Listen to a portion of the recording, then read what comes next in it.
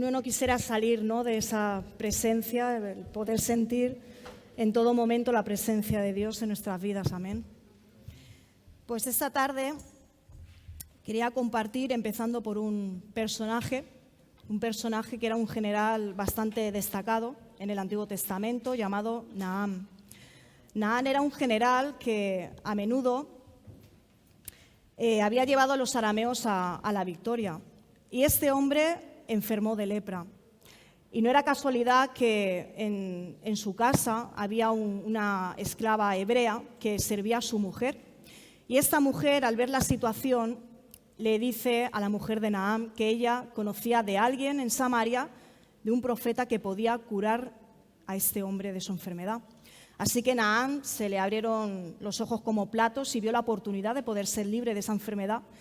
Entonces este hombre fue a hablar con el rey de Siria para que éste le permitiera ir a hablar con el rey de Israel para poder verse con el profeta. Así que el rey de Siria estuvo de acuerdo, incluso escribió una carta para que Nahán se presentara al rey de Israel. Pero el rey de Israel, que en ese entonces era Jorán, parece que se preocupó, supuso que esto era como una trampa, ¿no?, para declarar la guerra. Pero Eliseo, que estaba al tanto de lo que estaba sucediendo, mandó pues al rey de Israel pues que permitiera que este hombre viniera a verle. Pero antes de verle cara a cara, Eliseo manda que le dijeran a Nahán que tenía que sumergirse 7 veces en el río Jordán y sería sano. Así que Nahán, un poquito frustrado, pensando pues que Eliseo se encontraría con él, que oraría a su Dios, lo curaría y ya está, ¿no?, y cada uno a su casa. Pero Dios lo que empieza lo termina y Dios todo lo hace bien. Dios tenía más planes para Nahán de lo que él pensaba. Así que los siervos de Nahán le ayudan a entrar un poquito en razones de que el mandato que le había de Eliseo, pues que lo hiciera, ¿no? Así que pues llega el momento que Nahán se sumerge 7 veces en el río Jordán y efectivamente recibe sanidad. Vemos que las instrucciones que recibe Nahán también nos recuerda al hombre ciego de nacimiento que vemos en Juan 9:7, no lo vamos a poner por falta de tiempo, pero resulta que esto nos lleva a ver que hay una orden. Tanto en Nahán como en el hombre ciego de nacimiento reciben una orden y eso los pone a prueba de fe al que recibe la orden, ¿no? Y digamos que solo la obediencia dice que efectuaría la sanidad. Entonces las aguas del Jordán deberían de representar para Nahán salud, vida, pero digamos que Nahán tenía sus propias ideas, pero no coincidían con las de Dios. Dice que cuando oyó que el hombre que lo podía curar, pues él sacó sus propias conclusiones de cómo sería, cómo lo curaría, y formuló su propio plan y esperaba que Dios actuara. Pero sus preconceptos humanos dice que en cuanto a la forma de actuar de Dios muchas veces son erróneas. Y yo diría que todas las veces, porque muchas veces nos hacemos a la idea de cómo va a actuar Dios y nos sorprende. Amén. Vemos el pueblo de Israel que Dios los saca de la esclavitud, los saca de Egipto, pasan un proceso y ellos no tenían planeado todo por donde tenían que pasar. Sí que sabían que iban a llegar a la tierra prometida o que había un lugar de promesa, pero no sabían cómo. Entonces está la queja, se quejan no solo a Dios, sino hacia el líder, se quejan, murmuran e incluso querían volver a la esclavitud. Y ellos sabían que tenía que venir un libertador, pero no sabían más de lo que eso les podía, o sea, tenían que pagar un precio, ¿no? Y también vemos el ejemplo del nacimiento de Jesús. Esto no entraba para nada en los planes del hombre tal cual fue. Dios permitió que su hijo viviera entre los hombres como siervo. No vino sentado en un trono, no vino coronado, no vino con una capa, sino que vino a servir y no ser servido. Y esto es algo que no concordaba con lo que los judíos tenían planeado. Amén. Entonces vamos a ver Isaías 55, 8 y 9, que dice así: porque mis pensamientos no son vuestros pensamientos, ni vuestros caminos mis caminos, dijo Jehová. Como son más altos los cielos que la tierra, así son mis caminos, más altos que vuestros caminos, y mis pensamientos más que vuestros pensamientos. Dios quiere que pongamos nuestra voluntad en Él, ya que lo que podemos recibir y lo que necesitamos solo puede provenir de Él. Amén. Y digamos que nunca vamos a poder descifrar la mente de Dios. Sus pensamientos, sus caminos son tan altos, o sea que el ser humano no llega ni a esto, ¿no? De poder descifrar la mente de Cristo, pero sí que nos podemos unir a su voluntad. Y evitaremos también muchas cosas en nuestras vidas si dejamos que Dios obre en su tiempo. Digo esto porque muchas veces nos adelantamos, muchas veces incluso nos atrevemos a decirle a Dios cómo debe hacer las cosas. Y yo, con el tema de los meses que ha estado Zulaima mala, Dios personalmente pues, ha tratado con mi vida. Y una de las cosas que ha tratado en mi vida es, dame el control, ¿no? Tú no puedes tomar el control de esto. Y ocurre que pues Dios estaba pues también tratando heridas de mi infancia, cosa que yo no quería que ella pasara por ello, y en fin, que total, que eso pues te desvía de lo que Dios quiere hacer, te distrae y tú quieres hacer las cosas por tu cuenta, te enfadas y todo el mundo parece que va en contra de lo que tú quieres hacer, ¿no? Pero siempre tenemos que dejar que Dios haga conforme a su voluntad y su tiempo. Vemos que Naham era un hombre que esperaba hacer muchas cosas, pero también era arrogante, era orgulloso. Y supongo que sumergirse en el río Jordán para él sería humillante, ya que él buscaba, y por qué no en los ríos de Damasco, tenía que ser en el Jordán. Sus planes no eran los planes de Dios, aunque Dios lo iba a sanar, pero no de la manera que él buscaba. Y Dios lo estaba probando para su bien, pero dice que solo en la obediencia a Dios podía esperar hallar gracia ante los ojos de Dios. Su orgulloso corazón dice que debía ser doblegado y debía de ganar la victoria sobre su voluntad. ¿Y cuál era la voluntad de este hombre? Era una voluntad egoísta, terca, orgullosa. Tenía que reconocer que el Dios de Israel era más poderoso que los ídolos de Siria que él adoraba. Y también pues, las instrucciones de Eliseo eran mucho más grandes que incluso los pensamientos y deseos de este hombre. Naham demostró estar en mayor armonía, así como, digamos, con el verdadero espíritu de un hijo de Dios, más que aquel pueblo que se quejaba, ¿no? Aquel pueblo escogido. Y digamos que el capitán de los ejércitos de una ciudad pagana mostró en ese momento fe y gratitud con Dios. Naham había oído hablar de Dios a través de esta mujer hebrea, pero verdaderamente tuvo el encuentro personal con Dios y ahí es donde conoció a Dios. Y muchas veces decimos, conocemos a Dios de oídas, ¿no? Pero realmente se conoce a Dios en la parte personal. La fe se había convertido en conocimiento. Dice que Naham se dio cuenta que fuera de Israel no había Dios, que el Dios de Israel era el Dios del cielo, el Dios de la tierra, que era aquel que daba vida, que daba esperanza. Y si nosotros tuviéramos un poquito de esa fe que tuvo esa mujer hebrea, que parecía bastante joven, y ella mostró esa fe, y gracias a que ella habló, Naham también pues dio el paso, ¿no? Y pasó pues todo lo que pasó.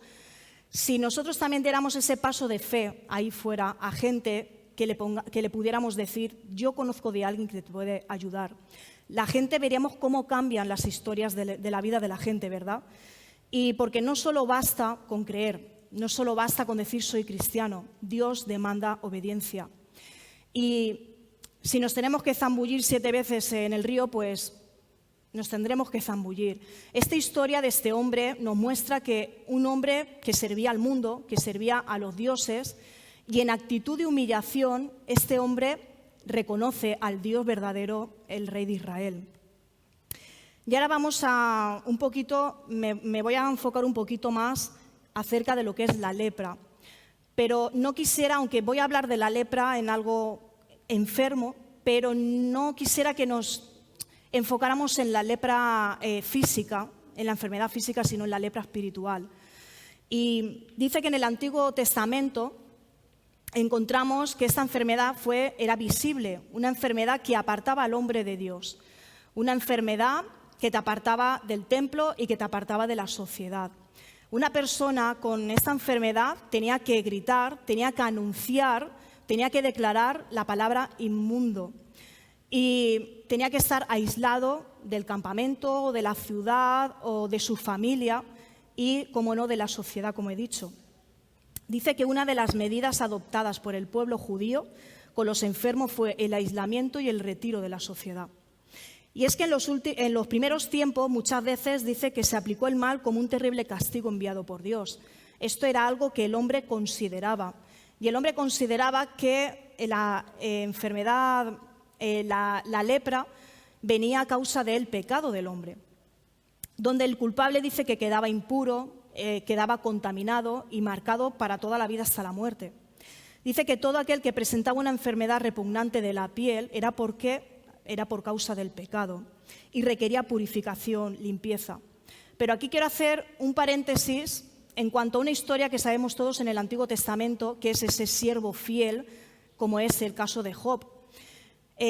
Satanás le pidió permiso a Dios, para herir a Job, a poner a prueba su fe. Dice que desde la punta, ¿no?, de sus pies hasta la cabeza fue lleno de llagas en la piel. Pero no nos dice que fue por causa del pecado, sino era una prueba de fe, donde Dios quería afirmar más esa fe, y él dice, de oídas te había oído, más ahora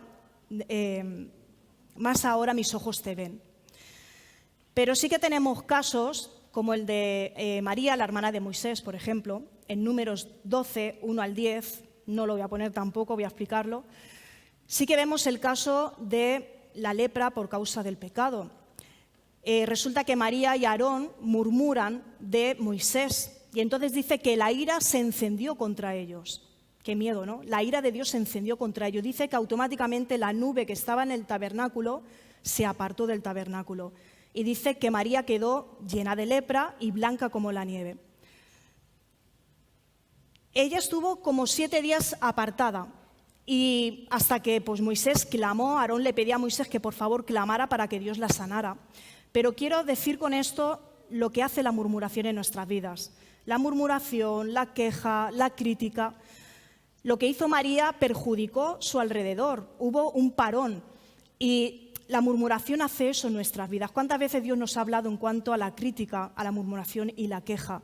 Es algo que contamina lo que tocas tu alrededor y te separa de Dios. También vemos otro caso de un rey llamado Azarías, en 2 de Reyes 15:5, que dice que aunque hizo lo recto ante los ojos de Jehová, dice que no se quitaron los lugares altos. Los lugares altos era donde el pueblo iban a encender incienso, iban a sacrificar, ¿vale? A hacer sacrificios. Y dice que vino Jehová y le hirió de lepra hasta el día de su muerte. Y dice que anduvo en casa separada porque el pueblo decía, este tiene lepra. Y nosotros sabemos la verdad, sabemos el Dios verdadero, a quién servimos, pero ¿cuántas veces decimos y vemos en nuestras vidas que levantamos altares, levantamos fortalezas y sabemos que hacemos mal, sabemos que esos ídolos se tienen que debilitar y que verdaderamente es algo que nos paraliza para seguir? Amén.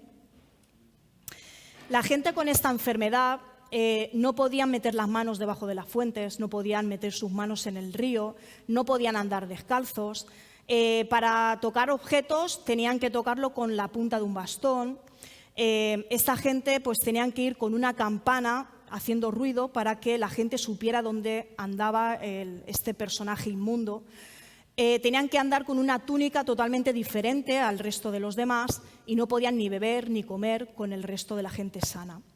Estas son algunas de entre otras cosas que no podían hacer los leprosos y entre tanto que eran también rechazados por la sociedad, tenían que vivir con eso.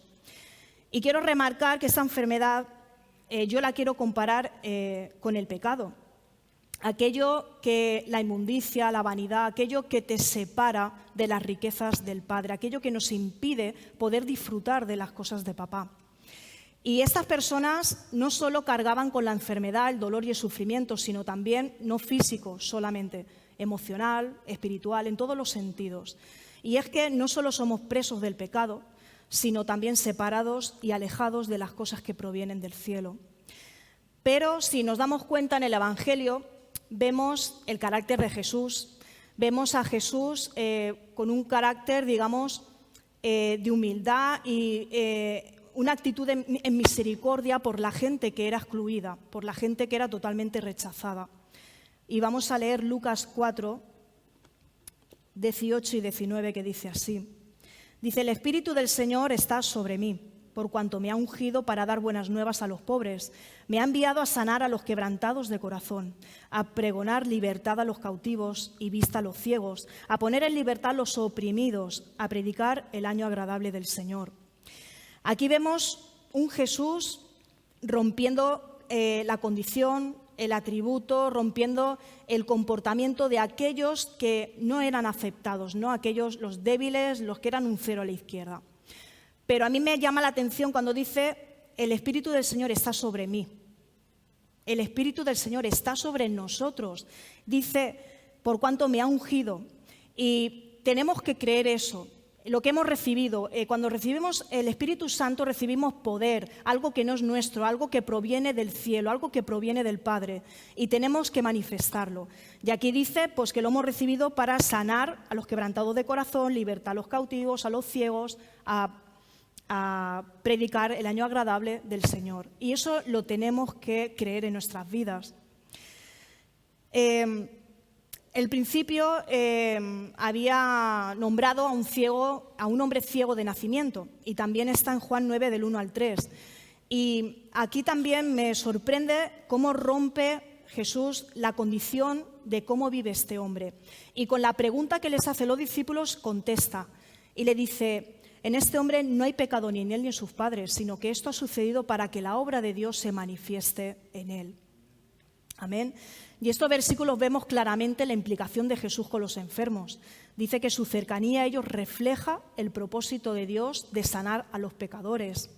Jesús moriría por los pecadores, porque todo aquel que confiese y que crea en ese sacrificio sería limpio de pecado. Amén.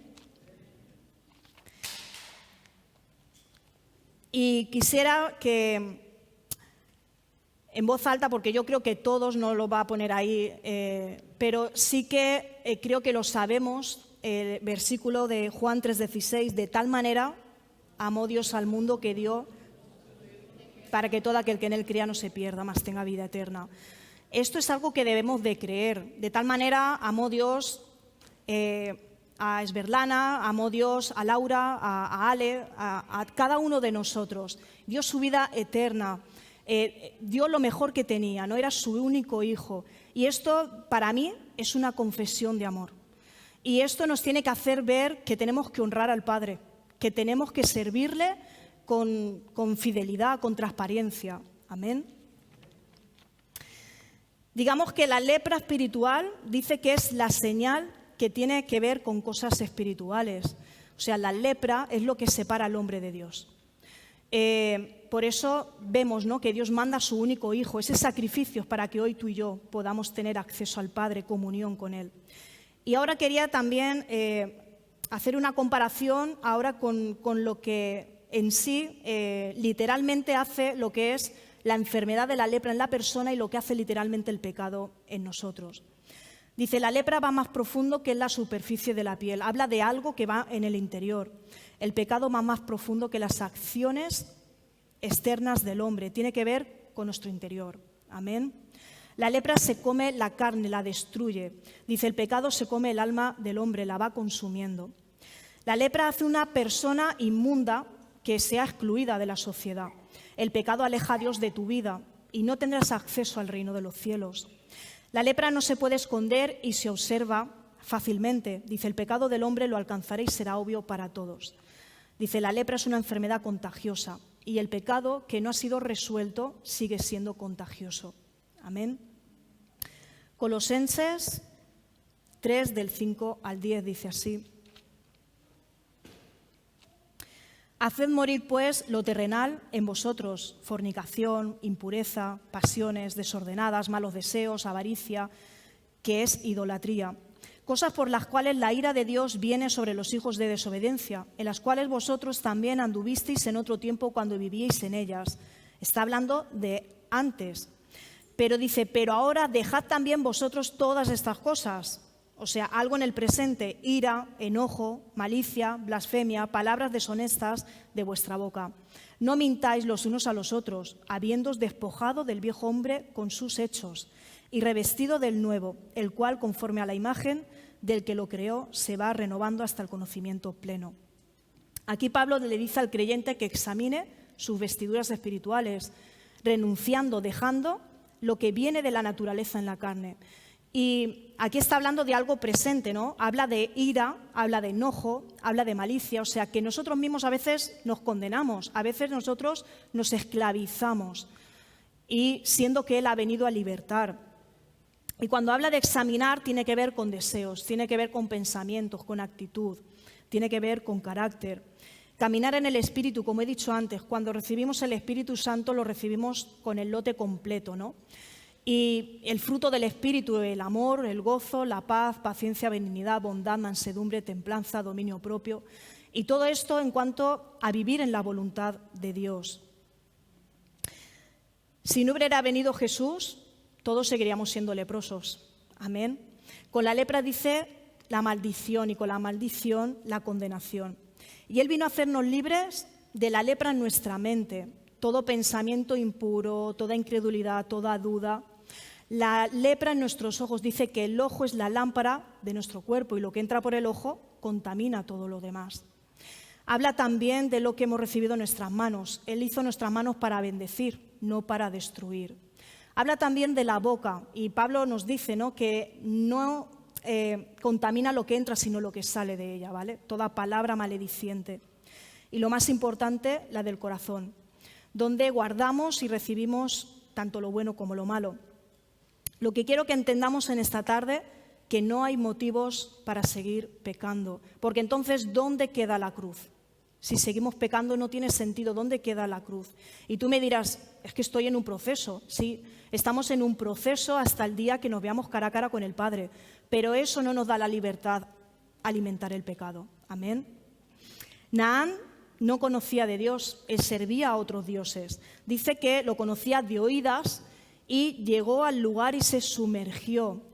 Y él fue el que decidió hacerlo, nadie le puso una espada en el cuello. Él podía haber dicho, haberse rebelado y haber dicho, ni quiero entrar en el río Jordán, o sea, hubiera dicho, si no son mis planes, pero Dios tenía algo más grande para él. Y él pudo experimentar, cuando se sumergió, el poder de Dios. Y nosotros tenemos que experimentar el poder de Dios. Y está en nosotros el querer procesar, el querer avanzar, el querer experimentar la gloria de Dios en nuestras vidas. Hebreos 4, 15 y 16 dice así. Porque no tenemos un sumo sacerdote que no pueda compadecerse de nuestras debilidades, sino uno que fue tentado en todo según nuestra semejanza, pero sin pecado. Acerquémonos, pues, confiadamente al trono de la gracia, para alcanzar misericordia y hallar gracia para el oportuno socorro. Y yo me quedo con una frase, Él nunca pecó, Él nunca pecó. ¿Y nos está diciendo acaso que podemos vivir sin pecado?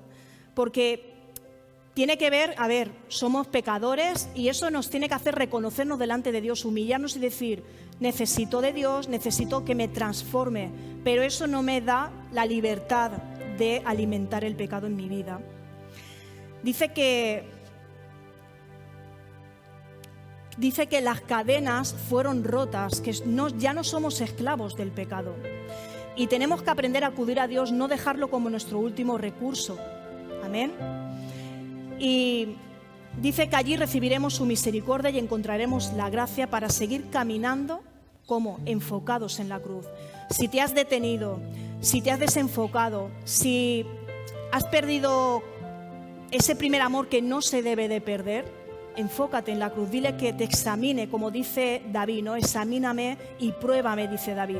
David primero se dirige hacia él en cuanto a los pensamientos de Dios, pero luego le hace ver el corazón de maldad que tiene como ser humano y dice, necesito de ti, examíname, ¿no? Así es como tenemos que ir al Padre. Y para terminar, quiero hacer una reflexión final que dice así. Dentro del mundo terrenal existen muchas cosas horribles que le pueden pasar al ser humano, pero dentro del ámbito espiritual lo peor que le puede pasar a una persona es sentirse cómodo con su propio pecado. Dice, sentirse cómodo con el pecado es tener al frente una franja de humo negro denso que nos conduce sin poder ver a un hoyo de putrefacción, perversión y muerte. Sentirse cómodo en el pecado es sentirse cómodo cohabitando con el diablo. Sentirse cómodo con el pecado es indicios claros de que Dios no está en nuestras vidas. Sentirse cómodo con el pecado es simplemente andar en tinieblas y no en luz. Y con esto quería terminar, es algo pues de lo que Dios me está hablando claramente y bueno, espero que esto simplemente que nos lleve a examinarnos y a ser agradecidos, pero también el poder examinarnos primeramente y poder ver, ¿no?, la necesidad que tenemos de Dios. Y bueno, los que estáis al otro lado, pues si tú aún no has experimentado a Dios en tu vida y te sigues sintiendo cómodo con tus pecados, que pídele a Dios que te haga incomodarte con los pecados, con lo que te separa de Dios. Y si aún no te has decidido por Él, pues hoy lo puedes hacer recibiendo a Dios como tu dueño y Salvador. Amén. Gracias por estar ahí al otro lado y nos vemos a las 12 el domingo en el mismo lugar. Que Dios os bendiga.